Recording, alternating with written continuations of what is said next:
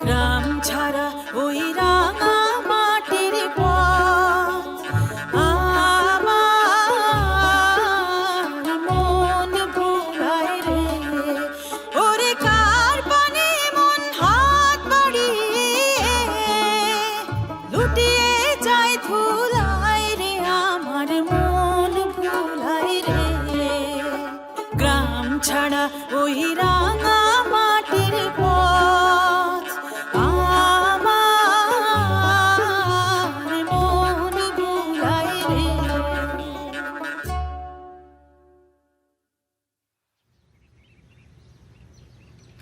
वैद जी, मैं तो बड़ी मुश्किल में पड़ गया हूँ। जब वो नहीं था तब वो था ही नहीं, कोई फिक्र ही नहीं थी। लेकिन अब तो वो जाने कहाँ से आके मेरे घर में बस गया है लगता है। उसके चले जाने के बाद मेरा ये घर घर ही ना रह जाएगा। आपको क्या लगता है? भाई किस्मत में लिखा होगा तो बहुत दिनों तक बच भी सकता है। आयुर्वेद में लिखा है पैतृकान सन्निपात जान कफवात समुद्भवान। बस बस बस, ये शास्त्रों की बात तो अभी रहने ही दीजिए, इससे मेरा डर और बढ़ जाता है। बस यही बताइए कि करना क्या चाहिए। बहुत सावधानी से रहना होगा। ये तो ठीक है वैद जी, लेकिन किस बात से सावधान रहना होगा ये तो बताइए ना। मैं पहले ही कह चुका हूँ, बालक को घर के बाहर जाने की सख्त मनाही है। हाँ, अब जरा से बच्चे को दिन रात घर के अंदर बांधे रखना भी तो मुश्किल है ना। देखो माधव, ये जाड़े की धूप और हवा दोनों ही उसके लिए विष के समान है।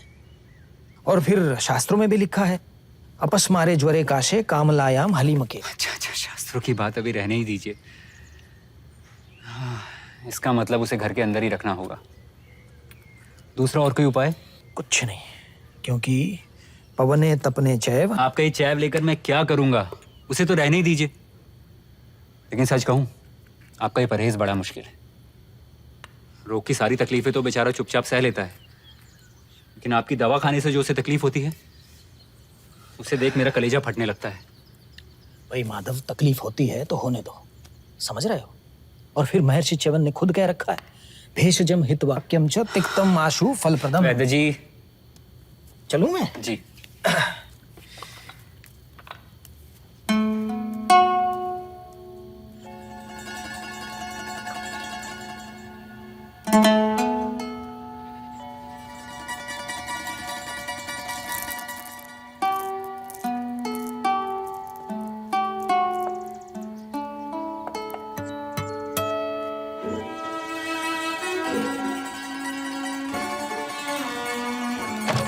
माधव भाई,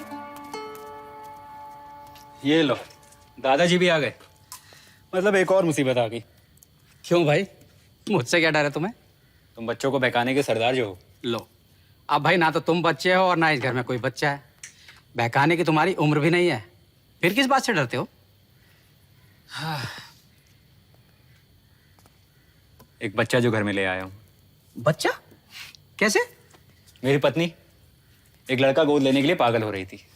अरे वो तो कई दिनों से सुन रहा हूँ, पर तुम तो कोई बच्चा गोद लेना ही नहीं चाहते। हाँ, तुम तो जानते ही हो भाई, मैंने बड़ी मेहनत मशक्कत से रुपए जोड़े। जाने कहाँ से कोई पराया लड़का आके मेरी मेहनत की कमाई को बैठे बैठे उड़ाता रहेगा, ये बात सोचकर भी डर लगता था। लेकिन ये बच्चा ऐसा भाग गया है कि इसके ऊपर जितना भी खर्च करते हो ना, समझते हो कि रुपए का सबसे बड़ा भाग्य यही है। हाँ बिल्कुल। पहले पैसा कमाना मेरे लिए एक नशे की तरह था, बिना पैसा कमाए चैन ही नहीं पड़ता था।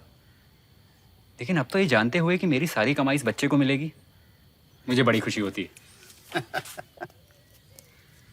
पर भाई ये तो बताओ, ये बच्चा मिला कहाँ पर? गांव के रिश्ते से मेरी पत्नी का भतीजा है। छोटी उम्र में उसकी माँ गुजर गई और अभी कुछ दिन पहले उसका बाप भी। भाई फिर तो इस बच्चे को मेरी सख्त जरूरत है।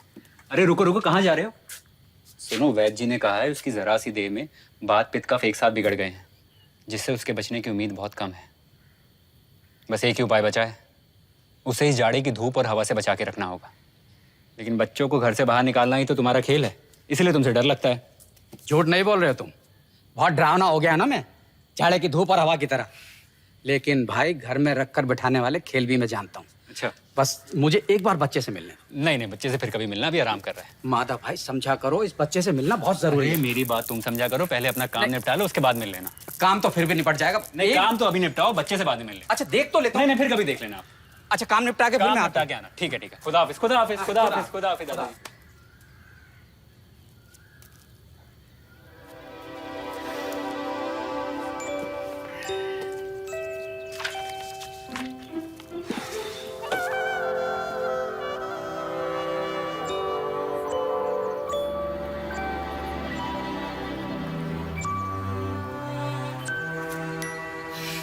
अमल, फूफा जी, क्या मैं उस बरामदे तक भी नहीं जा सकता? नहीं बेटा। वो बुआ जी इधर लकड़ी काटती है और गिलहरी कूट कूट के दाल खाती है, मैं वहाँ तक भी नहीं जा सकता? नहीं बेटा। काश मैं गिलहरी होता तो कितना अच्छा होता। पर मैं बाहर क्यों नहीं जा सकता? क्योंकि वैद्य जी ने कहा है अगर तुम बाहर जाओगे तो बीमार पड़ जाओगे। ये वैद्य जी को कैसे मालूम? कैसी बात करते हो अमल, भला वैद्य जी नहीं जानेंगे? उन्होंने इतनी बड़ी बड़ी पोथियां जो पढ़ डाली हैं। मैंने तो एक भी पोथी नहीं पढ़ी है, इसलिए मैं नहीं जानता। देखो बेटा अमल, बड़े बड़े पंडित लोग भी तुम्हारी तरह होते हैं, घर से बाहर ही नहीं निकलते। नहीं निकलते? निकलेंगे भी कब, तुम ही बताओ। वो तो सारा दिन बैठे बैठे सिर्फ पोथियां पढ़ा करते हैं, इधर उधर नजर भी नहीं जाती। अमल बेटा, बड़े होके तुम भी पंडित बनोगे, इतनी सारी सारी पोथियां पढ़ा करोगे, लोग तुम्हें देख के अचरज में पड़ जाएंगे। नहीं नहीं, मैं पंडित नहीं बनूंगा, हरगिज नहीं बनूंगा।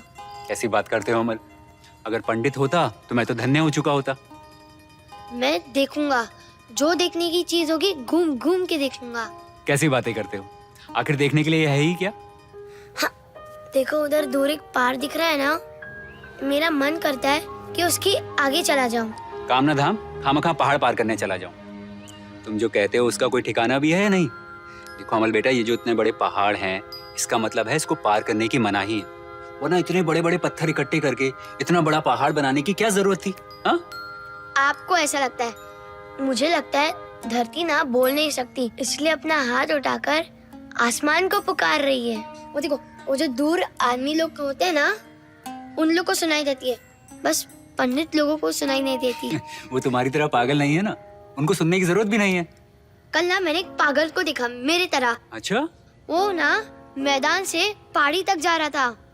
हाँ, उसके कंधों पर एक लाठी थी और लाठी पर एक पोटली थी और उसके हाथ में एक लोटा था। मैंने उससे पूछा कहाँ जा रहे हो? उसने बोला पता नहीं, जहाँ जाऊँ। मैंने फिर से पूछा क्यों जा रहे हो? उसने बोला काम ढूंढने जा रहा हूँ। काम भी ढूंढना पड़ता है। क्यों नहीं ढूंढना पड़ता, कितने लोग काम ढूंढते फिरते हैं। तब ठीक है, मैं भी बड़ा होकर काम ढूंढूंगा। और अगर काम ना मिला तो? वापस ढूंढूंगा। हाँ, तो नगोरी जूते वाला बेर के पेड़ के नीचे और झरने के बाजू में जाकर बैठकर खा रहा था। जैसे ही उसका खाना खत्म हुआ, उसने सब कुछ बांध लिया और उसने उस लाठी को अपने कंधे पर रखा और उस लोटे को लिया और चलता चलता चला गया। तो मैंने भी बुआ को कहा कि मुझे भी वहाँ जाकर खाना है। तो फिर बुआ ने क्या कहा? जब तुम ठीक हो जाओगे मैं तुम्हें वहाँ ले जाकर खाना खिलाऊंगी। पर मैं ठीक कब होऊंगा? बहुत ही जल्दी बेटा। जल्दी? तब तो मैं ठीक होता ही चला जाऊंगा। कहाँ चले जाओगे? और तेरे मेरे झरनों में पैर डुबो डुबो कर दूर चला जाऊंगा। ठीक है बेटा, लेकिन पहले ठीक तो हो जाओ। फिर मुझे पंडित बनने के लिए मत बोलना। तो तुम क्या होना चाहते हो? अभी नहीं पता, बाद में बताऊंगा। ठीक है, लेकिन तुम इस तरह परदेशियों से बातें मत किया करो। मुझे परदेसी लोग अच्छे लगते हैं। और अगर वो तुम्हें पकड़ के ले गए तो बहुत अच्छा होगा, लेकिन मुझे तो कोई पकड़ता ही नहीं है, सब बिठा कर चले जाते हैं। ठीक है बेटा, चलो अब मुझे काम है, मुझे जाना है, लेकिन तुम घर से बाहर मत निकलना। नहीं निकलूंगा फूफा जी। वो जो सड़क के किनारे वाला कमरा है ना, मैं वहाँ पर जाकर बैठ जाऊंगा। ठीक है।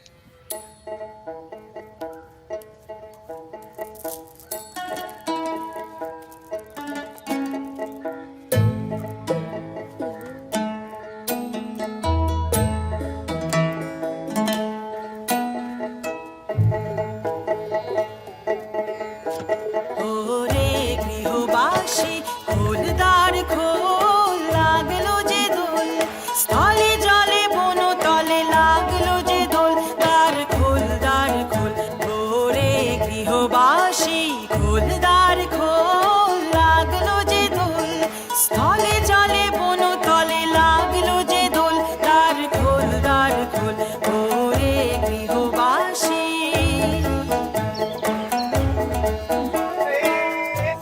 ताजा दे बढ़िया दे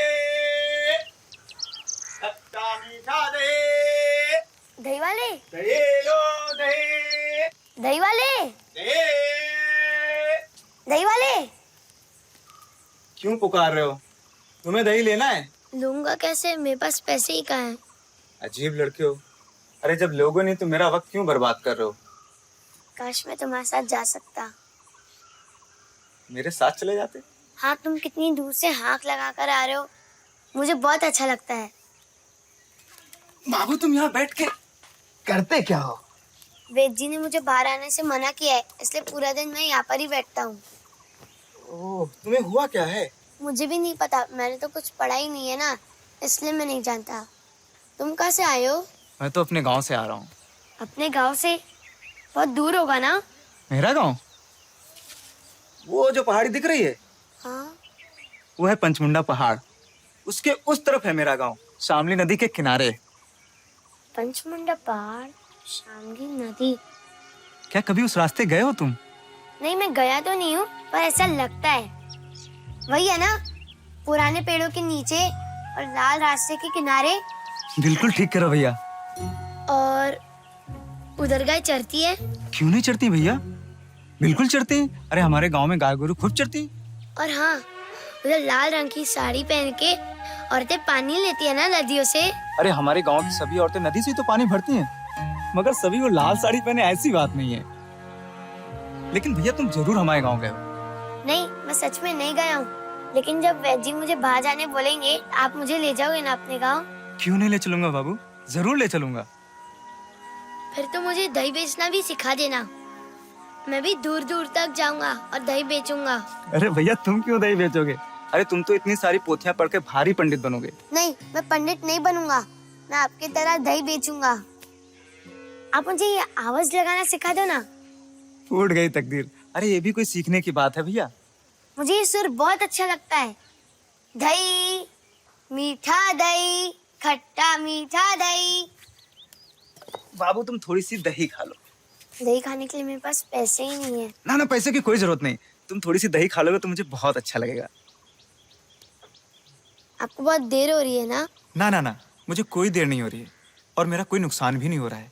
सच कहूं तो दही बेचने का क्या सुख है, आज मैंने तुमसे सीखा है। अच्छा भैया, तो मैं अब चलता हूँ। दही, खट्टा मीठा दही, पंचमुंडे पहाड़ का दही, शामली नदी का दही, दही, खट्टा मीठा दही, दही, खट्टा मीठा दही,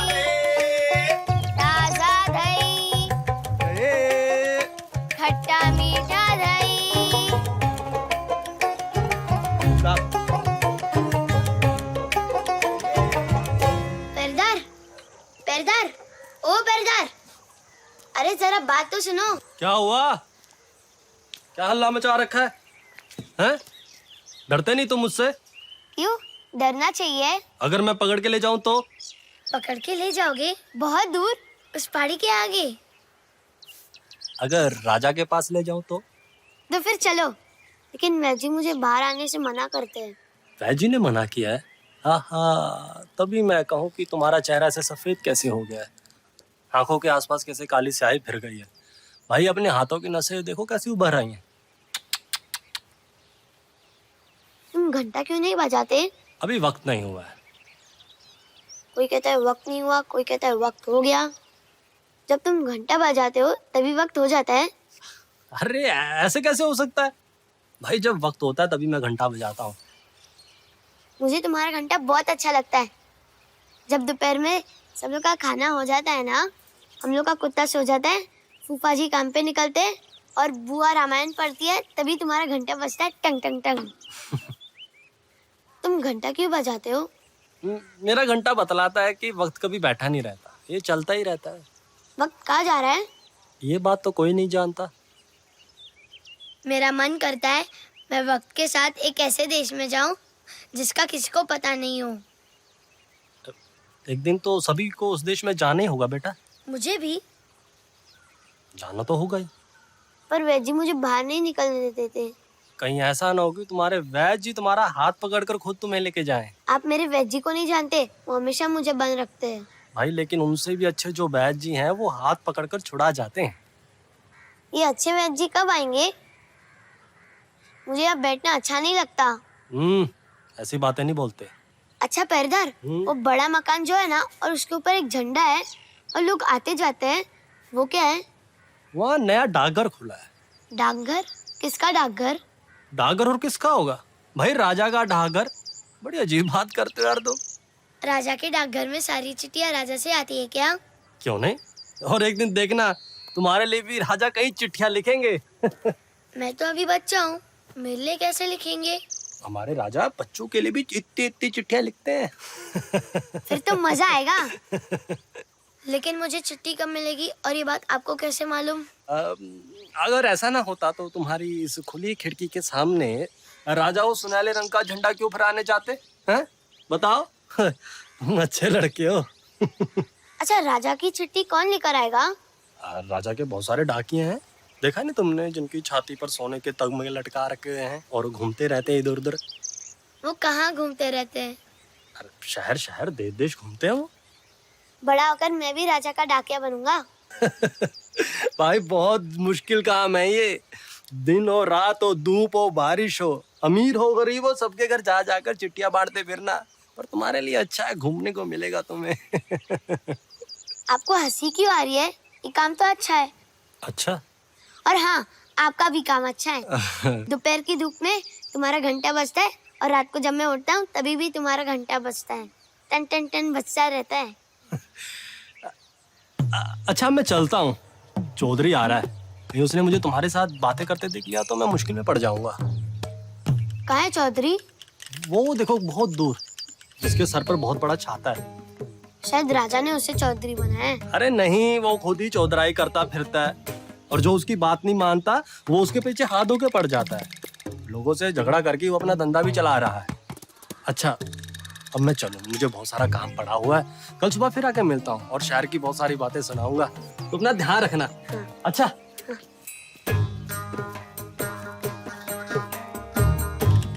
अगर राजा मुझे रोज एक चिट्ठी भेजेगा तो बड़ा मजा आ जाएगा। अगर डाकिया मुझे नहीं पहचान पाएगा तो? चौधरी जी, चौधरी जी। कौन है रे? राह चलते मुझको इस तरह पुकार रहा है। कहाँ का बंदर है ये? आप चौधरी जी हो ना? सबको आपको जानते मानते हैं। हाँ मानते हैं, खूब मानते हैं। डाकिया भी मानते हैं। न मानेगा तो जान बचेगी उसकी, मजाल है। तो फिर डाकिया को बोलना मेरा नाम अमल है और मैं इधर बैठा रहता हूँ। क्यों भला? अगर मेरे नाम की कोई चिट्ठी आई हो तुम्हारे नाम की चिट्ठी? अब तुम्हें चिट्ठी कौन लिखेगा भला? अगर राजा जी कोई चिट्ठी भेजे तो? लड़का तो तेज है। राजा तुम्हें चिट्ठी लिखेगा? हाँ बिल्कुल लिखेगा। हाँ। क्योंकि तुम तो उसके गहरे दोस्त हो ना। अच्छा, मैंने तो सुना है कई दिनों तक तुम्हारी भेंट नहीं होने की वजह से बहुत दुखी है बेचारे। और अब ज्यादा देर नहीं है, चिट्ठी आ जाए कि कल आई। आप ऐसे क्यों बात कर रहे हो? आप मुझसे नाराज हो? लो, अब मैं भला तुमसे नाराज क्यों होऊंगा? इतनी हिम्मत है मेरी? तुम्हारी तो राजा के साथ चिट्ठी पत्री चलती है। ये माधव दत्त का दिमाग तो बहुत चढ़ गया है। 2 पैसे क्या जमा कर लिए, वो तो राजा बादशाहों के अलावा घर में बात ही नहीं करता। अच्छी बात है लड़के, मैं जाकर वो बंदोबस्त करता हूँ ताकि राजा की चिट्ठी तुम्हारे घर आ सके। नहीं, आप तकलीफ मत लीजिए। क्यों भला? अरे मैं जाकर राजा को तुम्हारी खबर दे दूंगा, इससे वो ना कर पाएंगे और तुम लोगों की खबर लेने के लिए प्यादा तुरंत भेजेंगे। माधव दत्त में हिम्मत की तो कमी नहीं। एक बार ये बातें राजा के कानों तक पहुंच जाए, फिर वो दुरुस्त हो जाए।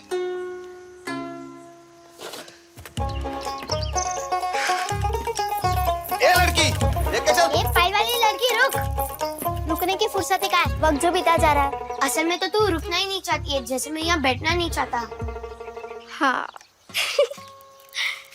तुम्हें देखकर ऐसा लगता है जैसे भोर का तारा। अच्छा तुम मुझे ये बताओ कि तुम्हें हुआ क्या है? मुझे भी नहीं पता, बस वैद जी बाहर जाने से मना कर गए हैं। फिर तो तुम यहाँ से हरगिज बाहर नहीं निकलना। वैद जी की बात मानना बहुत जरूरी है और मस्ती भी मत करना, वरना लोग तुम्हें शरारती कहेंगे। बाहर की ओर देखकर तुम्हारा मन जरूर छटपटा रहा है ना, इसलिए रुको, मैं ये खिड़की भी बंद नहीं, ये खिड़की बंद मत करो, बाकी सब बंद है, बस यही खुला है। ठीक है। तुम कौन हो? मेरा नाम सुधा है। सुधा? नहीं जानते?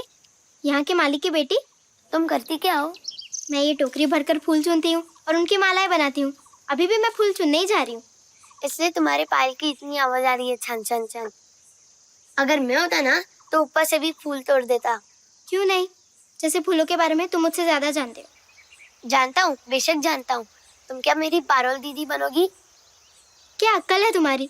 मैं तुम्हारी पारोल दीदी कैसे बनूंगी? मैं तो सुधा हूँ, यहाँ के शशि माली की बेटी। तुम पूरा दिन क्या करती हो? मेरी एक गुड़िया है, मैं उसकी शादी करवाती हूँ, और मेरी एक पालतू बिल्ली भी है। अब मैं चलती हूँ, बहुत देर हो गई है और देर होने पर फूल नहीं मिलेंगे।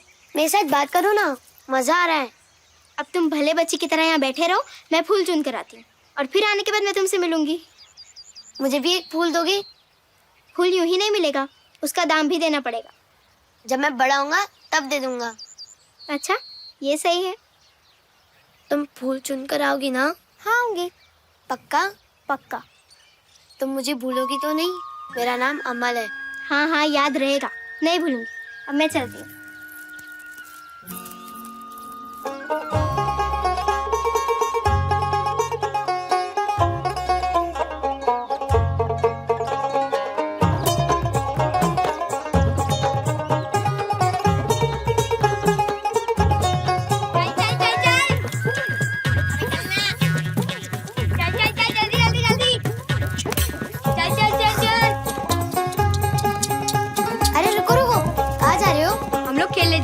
क्या खेल रहे हो?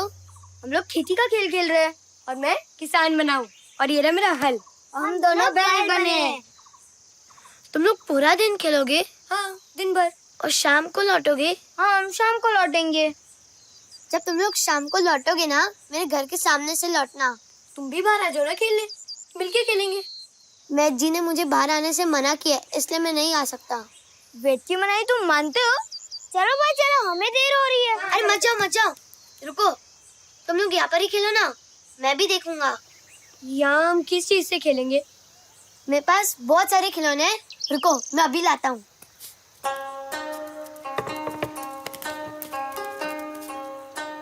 अकेले खेलना मुझे अच्छा नहीं लगता, इसलिए तुम रख लो।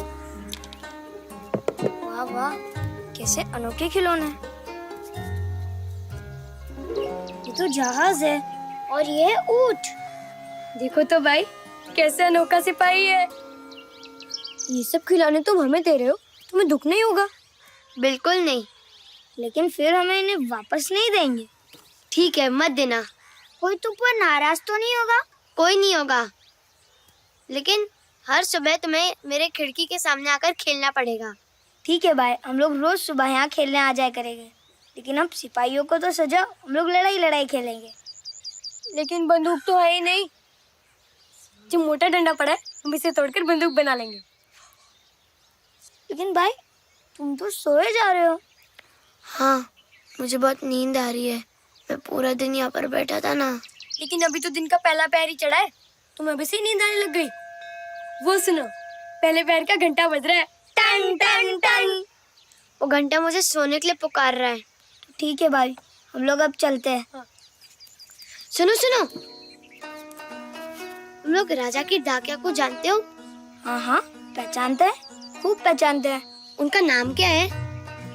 एक का नाम है बादल डाकिया और दूसरे का शरद। और बहुत से। अगर मेरे नाम से एक चिट्ठी आएगी तो मुझे पहचान पाएगा ना? चिट्ठी पर तुम्हारा नाम होगा तो तुम्हें ठीक पहचान लेगा। कल सवेरे जब तुम आओगे एक डाकिया को लाना, मेरी पहचान करवा देना उससे। ठीक है, हम चलते हैं।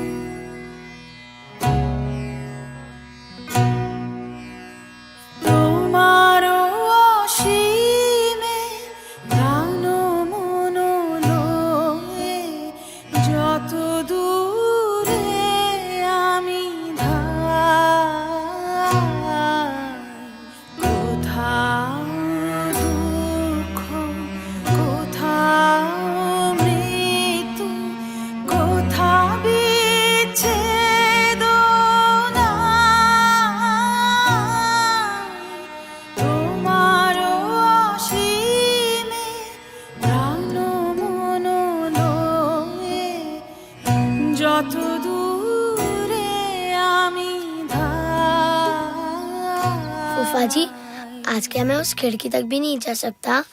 वैद्य जी ने मना किया है। हाँ बेटा, रोज रोज वहाँ बैठने से तुम्हारी बीमारी बढ़ गई है। नहीं नहीं, मुझे वहाँ बैठना अच्छा लगता है। पर बेटा, वहाँ बैठे रहने से तुमने शहर के तमाम बूढ़े बच्चों से दोस्ती कर ली है। मेरे दरवाजे के आगे जैसे मेला सा लगा रहता है। ऐसे तो तुम ठीक नहीं होगे ना? और देखो तो, आज तुम्हारा चेहरा कैसा फीका सा पड़ गया है। अगर आज वो मुझे खिड़की पर नहीं देखेगा तो वो फकीर चला जाएगा। तुम्हारा ये फकीर है कौन? वो मुझे रोज देश विदेश की कहानियां सुनाता है, मुझे वो बहुत अच्छा लगता है। मैं तो किसी ऐसे फकीर को नहीं जानता।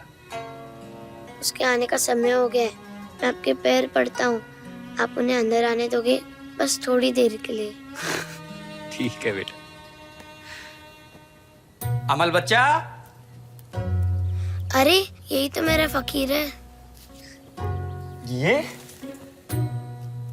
ये तो मैं फकीर हूँ, फकीर। आइए आइए बैठिए। ये नहीं समझ पाता कि तुम क्या नहीं हो। इस बार कहाँ गए थे फकीर? मैं क्रौंच द्वीप गया था बच्चा, अभी अभी मैं वहीं से आ रहा हूँ। क्रौंच द्वीप से? तुम्हें इतनी हैरानी क्यों हो रही है? तुम मुझे भी क्या अपनी तरह समझते हो? मेरा कहीं भी आने जाने में ना कुछ खर्च नहीं होता। मैं अपनी मर्जी से जब चाहे जहां चाहे आ जा सकता हूँ। आपने कहा था जब मैं ठीक हो जाऊंगा तो आप मुझे अपना चेला बना लोगी, याद है ना? खूब याद है बच्चा, खूब याद है। मैं तुम्हें घूमने फिरने के ऐसे मंत्र सिखा दूंगा ना, उसके बाद समुद्र पर्वत वन कहीं भी तुम्हें कोई रोक टोक ही नहीं होगी। कैसी पागलों की सी बातें करते हो तुम दोनों। अमल बच्चा, समुद्र पर्वत वन में किसी से नहीं डरता, पर जो तुम्हारे फूफा जी है ना, और कहीं इनके साथ वो वैद्य जी भी आ जुटे, तो भाई फिर तो मेरे मंत्र भी हार मान लेंगे। नहीं नहीं फूफा जी, आप वैद्य जी को मत कहना, मैं यहाँ पर ही लेटा रहूंगा। लेकिन जब मैं ठीक हो जाऊंगा ना, मैं सारे मंत्र सीखकर दूर चला जाऊंगा और मुझे कोई नहीं रोक सकता, पहाड़ भी नहीं और नदी भी नहीं। छी बेटा, इस तरह बार बार जाने जाने की रट नहीं लगाया करते। ऐसी बातें सुन के मेरा मन जाने कैसा हो जाता है। क्रोन्सद्वीप कैसा द्वीप है? बड़े अचरज की जगह है बच्चा, चिड़ियों का देश है। इंसान तो वहाँ है ही नहीं, और पक्षी भी ऐसे, ना चलते हैं ना बोलते हैं, बस उड़ते हैं और गाते हैं। वहाँ समुंदर भी है। समुद्र के किनारे तो है ही। वहाँ के पेड़ नीले रंग के हैं। हाँ, और उन नीले पेड़ों पर उनका बसेरा है। शाम को पहाड़ पर जब अस्त होते सूरज की रोशनी पड़ती है ना, और हरे हरे पक्षियों के झुंड अपने बसेरे की तरफ लौटते हैं, तो उस समय आसमान के रंग से, पक्षियों के रंग से और पहाड़ के रंग से एक अजीब ही समा बन जाता है। वहाँ के पहाड़ में झरने भी बहते हैं। लो, अब झरनों के बिना भी कोई बात बनती है भला? ऐसे लगता है जैसे किसी खास हीरे को ना गलाकर डाल दिया था। और झरनों का नाच तो ऐसा कि रोड़ों को ठन ठन ठुन ठुन करते हुए लगातार कल कल झरझर करते हुए समुद्र में कूद पड़ते हैं। किसी वैद्य के बाप में भी इतनी ताकत नहीं है कि उनको पल भर के लिए रोक सके। अरे वो तो चिड़ियों ने मुझे एक निहायती मामूली इंसान समझकर चाँद से बाहर कर दिया, वरना मैं भी उन झरनों के पास, उन घोंसलों के पास अपना एक घोंसला बनाकर ना समुद्र की लहरों को देखते हुए पूरा जीवन बिता देता। अगर मैं भी चिड़िया होता तो कितना अच्छा होता। भाई तब तो बड़े मुश्किल हो जाती बच्चा। सुना है तुमने दही वाले से कहा है कि तुम बड़े होकर दही बेचना चाहते हो। अब बेटा चिड़ियों के साथ तो तुम्हारा ये व्यापार चलने चला, उल्टा तुम्हारा नुकसान ही हो जाता। अब तो हद ही हो गई, तुम लोग मुझे पागल कर दोगे, मैं तो चला। रुको फूफा जी, मैं दही वाला आकर लौट गया। लौट क्यों ना जाएगा भला? तुम्हारे इस फकीर की क्रॉसद्वीप की चिड़ियाओं के साथ उड़ने से उसका पेट तो ना भलेगा ना भला। तुम्हारे लिए कुलिया दही रख के गया है। क्या गया, उसकी भांजी का विवाह है, इसलिए उसे फुर्सत नहीं है। उसने कहा था कि उसकी भांजी का विवाह मुझसे होगा। अरे तब तो बड़ी मुश्किल हो जाएगी। उसने कहा था कि मेरी बीवी बहुत सुंदर होगी और वो लाल साड़ी पहनेगी, और फिर वो मुझे रोज नए बर्तन में दूध देगी, और शाम को वो मुझे कहानियां सुनाएगी। भाई बहू तो काशी है, मैं एक फकीर हूँ, फिर भी मेरे मन में ना लालच आ रहा है। लेकिन बच्चा तुमको चिंता मत करो, इस बारी ना उसका ब्याह हो जाने दो। मैं कहता हूँ ना, जब तुम्हें जरूरत होगी तो उसके यहाँ कोई भांजियों का अकाल थोड़ी ना पड़ जाएगा। अब तो हद ही हो गई भाई, मैं तो चला। फूफा जी तो अभी चले गए। अब तो बताओ, राजा से मेरी कोई चिट्ठी आई है या नहीं डाकघर में? बेटा सुना तो है कि चिट्ठी वहां से रवाना हो चुकी है, पर अभी कहीं रास्ते में है। रास्ते में? कौन से रास्ते में? वो जंगल वाले रास्ते में? अरे वाह, तुम तो सब जानते हो। मैं सब जानता हूँ। लेकिन तुमने ये सब जाना कैसे? मुझे भी नहीं पता, पर ऐसा लगता है कि मैंने देखा है। मेरी आंखों के सामने मुझे सब कुछ दिखता है, और अभी मैं देख रहा हूँ वो डाकिया पहाड़ से नीचे उतर रहा है। उसके हाथ में एक लालटेन है और उसके कंधों पे एक थैली है। उस थैली के अंदर बहुत सारी चिट्ठियाँ हैं। वो कब से नीचे उतर है और मुझे उसे देखकर बहुत खुशी होती है। बेटा तुम्हारे जैसी नई आंखें नहीं है मेरी, लेकिन तुम्हारे देखने से ना मैं भी उसे देख पा रहा हूँ। अच्छा, जिसका ये डाकघर है उस राजा को आप जानते हो? जानता क्यों नहीं, मैं तो वहाँ रोज भीख मांगने जाता हूँ। तो मैं भी भीख मांगने आऊंगा। नहीं बच्चे, तुम्हें भीख मांगने की कोई जरूरत ही नहीं पड़ेगी। जो कुछ देना होगा ना राजा बिना मांगे ही दे देंगे। नहीं, मैं भी भीख मांगूंगा। उनके दरवाजे के सामने आकर जय हो महाराज करके नाचूंगा और भीख मांगूंगा। भाई फिर तो बहुत मजा आएगा। मेरे साथ तुम भी चलोगे ना तो मुझे भी भरपेट भीख मिलेगी। पर ये तो बताओ, तुम भीख में मांगोगे क्या? मैं मांगूंगा कि मैं उनका एक डाकिया बन जाऊं और उनकी चिट्ठियां बांटते फिरूं। पर बेटा घर में बैठे रहने में भी भला किस बात का दुख है? नहीं, कोई दुख नहीं है। पहले मैं सोचता था कि दिन कैसे बिताऊं, पर अभी ये डाकघर देखकर मैं ऐसे सोचता हूँ कि मेरी चिट्ठी कब आएगी, और ऐसे ही खुशी खुशी दिन बीत जाता है। मगर चिट्ठी में क्या लिखा होगा? खैर उससे क्या फर्क पड़ता है, चिट्ठी पर तुम्हारा नाम तो लिखा ही होगा ना, बस यही काफी है। चलो बेटा अब तुम आराम कर लो, बहुत थक गए।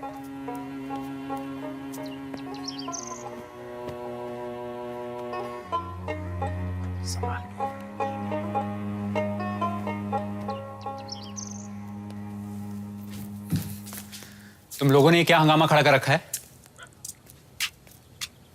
क्यों, क्या हो गया? सुना तुम लोगों ने अफवाह फैला रखी है कि राजा ने डाकघर तुम लोगों को चिट्ठी लिखने के लिए खोला है। अगर ऐसा है भी तो क्या हो गया? पंचानन चौधरी ने एक गुमनाम चिट्ठी लिखकर ये बात राजा तक पहुंचा दी है। राजा के पास तो सभी बातें पहुंचती हैं, ये क्या हम नहीं जानते? तुम लोग संभल कर बातें क्यों नहीं करते? राजा रजवाड़ों का नाम लेकर ऐसी बातें क्यों बनाते हो? तुम लोगों ने तो मुझे खासी मुश्किल में डाल दिया है। राजा जी हमसे नाराज है। इनके कहने से बस हो गए नाराज। ऐसे कैसे नाराज हो जाएंगे? वो जैसे फकीर से और तुम जैसे लड़के से नाराज होकर मैं राजपाट नहीं चलाना क्या? आज सवेरे से ना रह रह कर मेरी आंखें बंद होती जाती है। ऐसा लगता है कि सब कुछ सपना है। जी चाहता है कि मैं ऐसे ही पड़े रहूं। मेरा मन करता है कि मैं कुछ ना बोलूं। राजा से मेरी चिट्ठी नहीं आएगी? चिट्ठी जरूर आएगी, आज ही आएगी मेरे बच्चे, आज ही आएगी। माधव, भाई माधव कहाँ हो? वैद्य जी,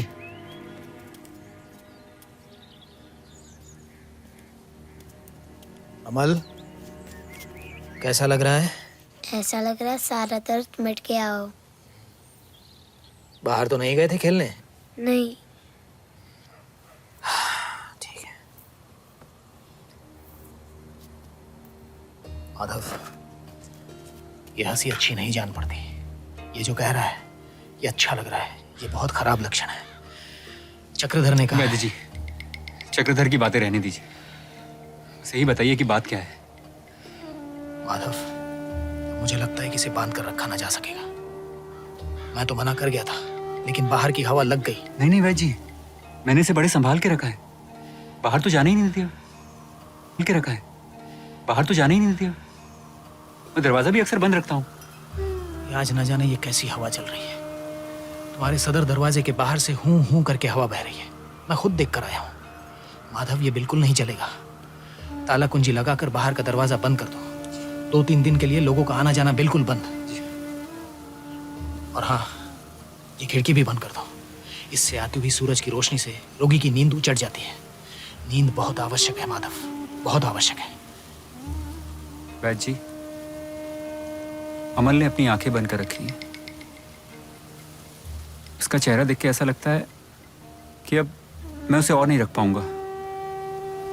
माधव, ये क्या? चौधरी तुम्हारे घर आ रहा है? भाई ये क्या हंगामा मचा रखा है? भाई मैं तो चलता हूँ, घर जाकर जहर गोली भिजवा देता हूँ। और खिड़की जल्दी बंद कर दो।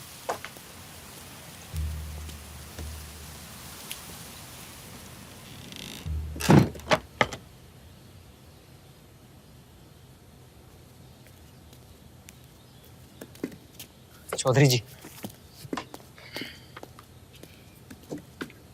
क्यों रे लड़के?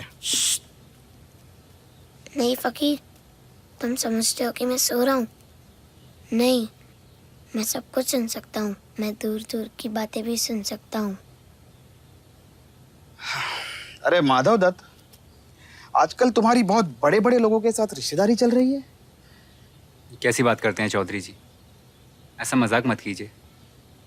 हम लोग तो बड़े ही मामूली आदमी हैं।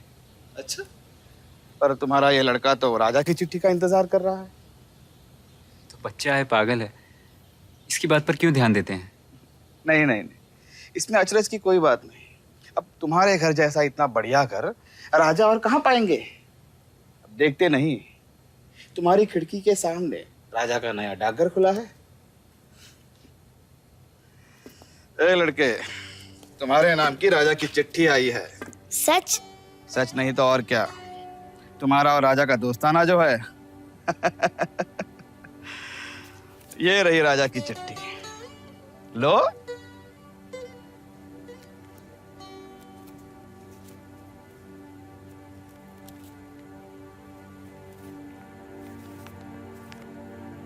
मुझसे मजाक ना करो चौधरी जी।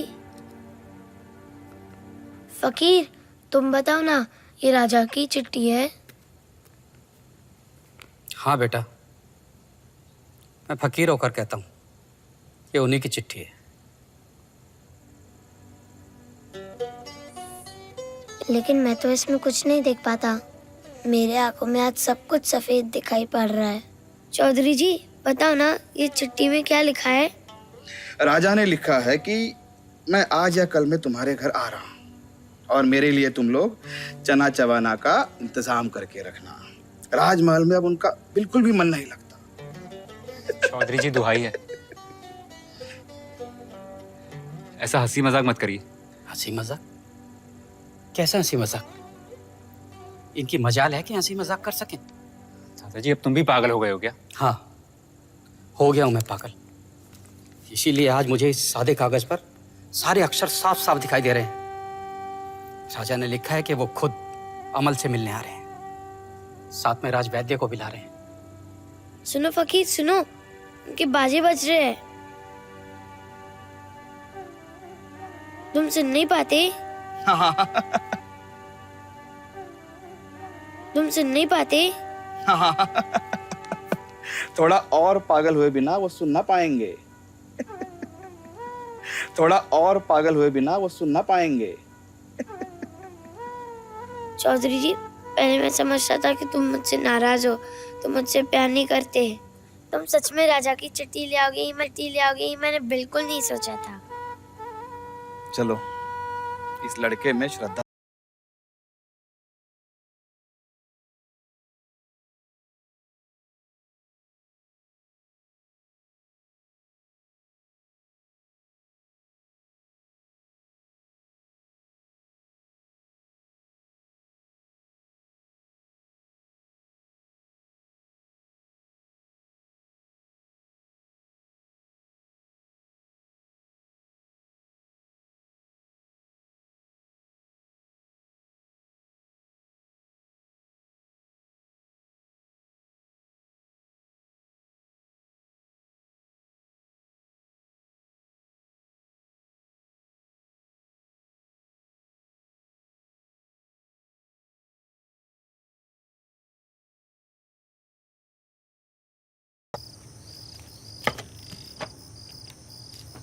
कैसे हो बेटा?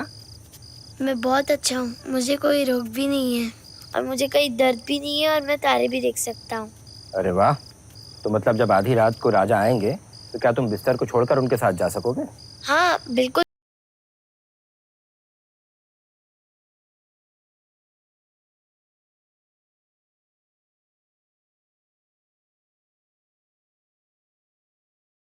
वो तुम्हें सब कुछ समझा देंगे। सुनो, घर को अच्छी तरह साफ करके फूलों से सजाकर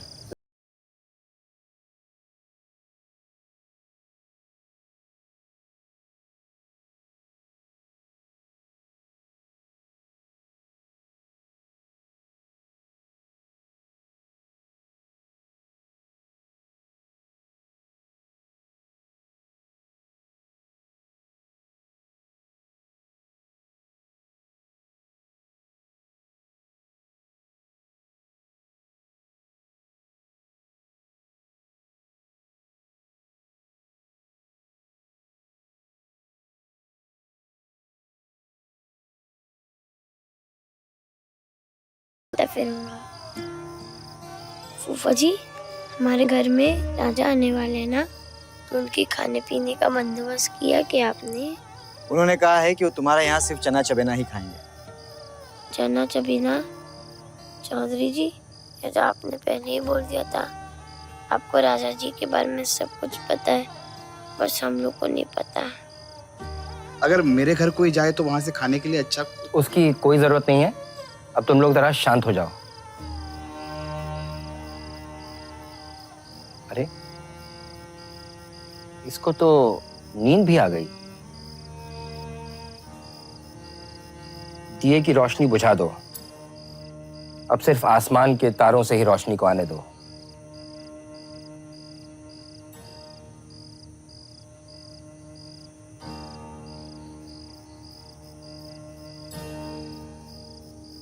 तो तुम ये मूर्त की तरह क्यों खड़े हो?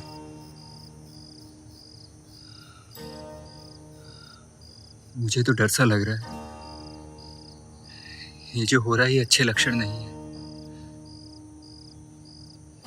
लोगों ने मेरे घर में अंधेरा क्यों कर दिया है? चुप रहो माता।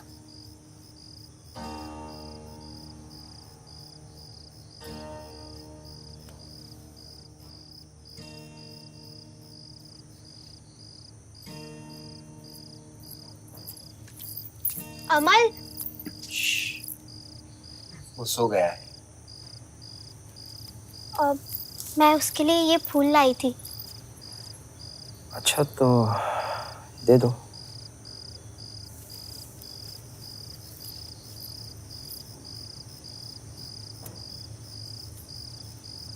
वो कब उठेगा? हाँ, अभी अभी तुरंत जैसे ही राजा आकर इसे पुकारेंगे ये उठ जाएगा। वो जब भी जागेगा आप उससे एक बात कह दोगे? क्या कहना होगा? उससे कहना कि सुधा उसे भूली नहीं है।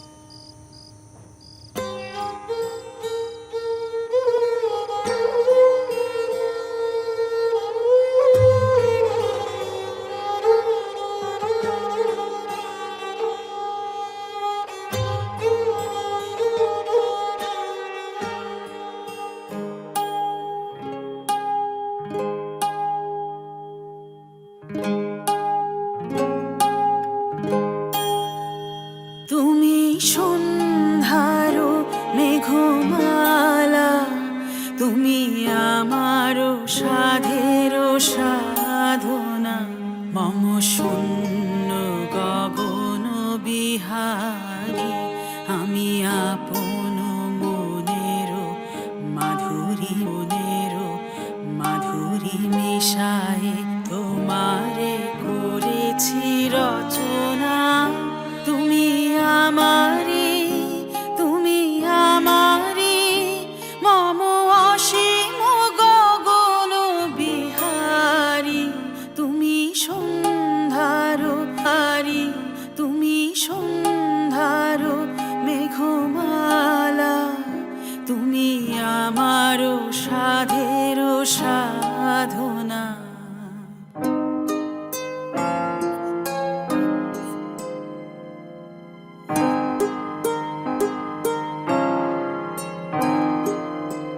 মম হৃদয় রক্ত রাগে তব চরণ দিয়েছি রাঙিয়া, ওই সন্ধ্যা স্বপন বিহারী, তব অধর এঁকেছি সুধা বিষে মিশে, মম সুখ দুঃখ